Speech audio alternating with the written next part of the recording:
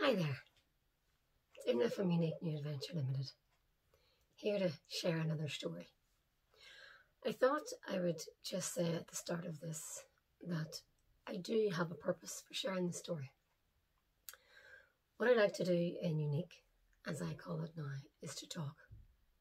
It's to T, think about others, A, appreciate what you have, L, learn about different perspectives, cultures, basically anything that's new to where you're at right now.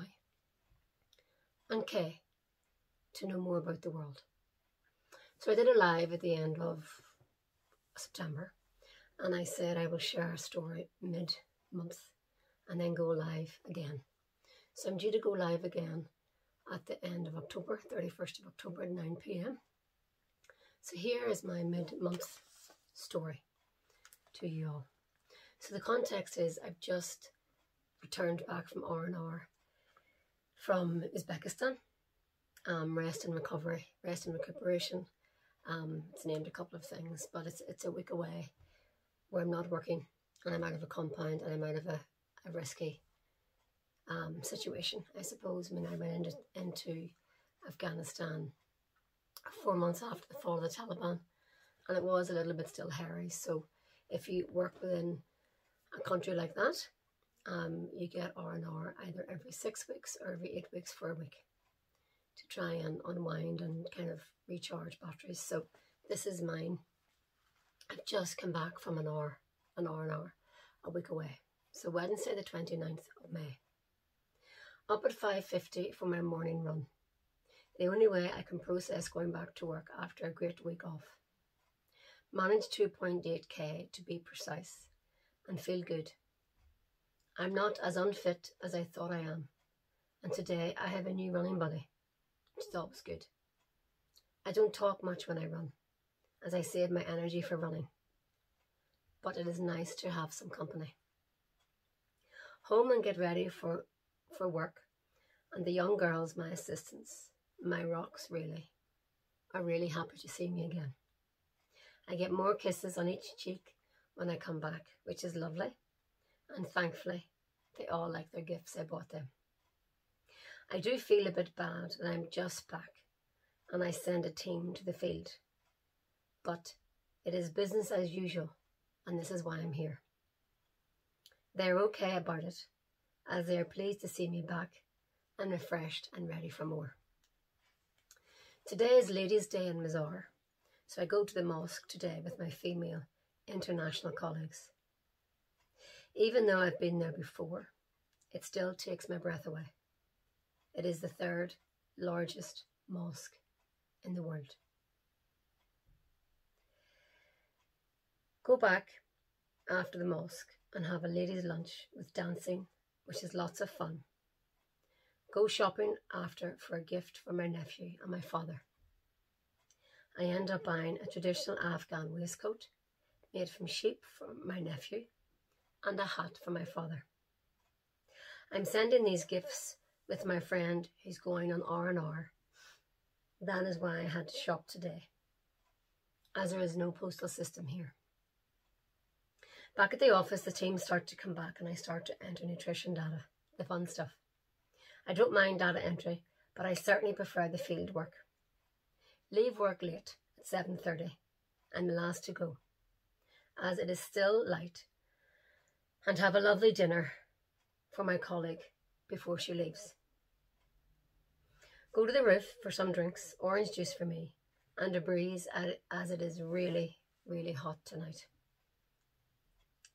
I can hear some commotion downstairs. The satellite phones are ringing and there is a lot of traffic across the radios. This doesn't happen at this time usually. This is dinner time and chilling out time, so we're all curious. We are called into the living room and told of some bad news. The office has just been robbed. The guard is beaten up and the safe has been stolen. I'm very upset like the rest of the team because I'm worried about the guard, of course, but I also feel very scared. First time I have had this feeling here.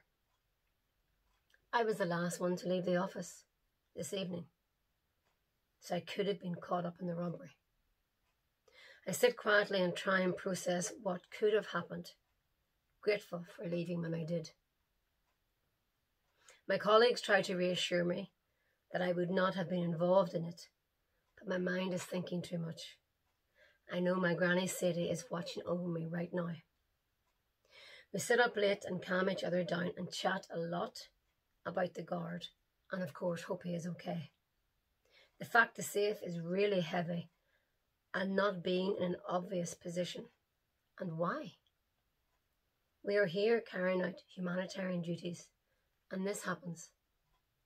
We're all dumbfounded and shocked. A few of us also think the place must have been watched to make sure no one was there.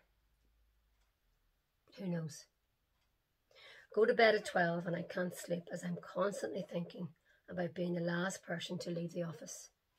So I could have been involved in the robbery. I don't think I will mention this to my parents when I talk to them. I toss and turn for a while as my mind won't stop running with horrible thoughts. Plus, it is a really hot evening, even at midnight. Eventually go into my friend's room. I don't want to be alone this evening. That was a hard day. It was a hard day. And, you know, these are my diaries, my journals of real life. And I'm not going to sugarcoat what happened. Yes, there's joy. Yes, there's help. Yes, there's gratitude. Yes, there's resilience. Yes, there's generosity. But I can't forget of where I was and where I was working. As I said, the Taliban fell 4 months previous, so it was insecure. But I do remember, I mean, I close my eyes and I'm there, and I do remember being really, really scared because I was the last to leave. So in my head at the time, and even thinking, now I'm getting all goosebumps, you know, were they watching me? Did they know I was there? I'm just trying to think. The lights wouldn't have been on because it was still bright.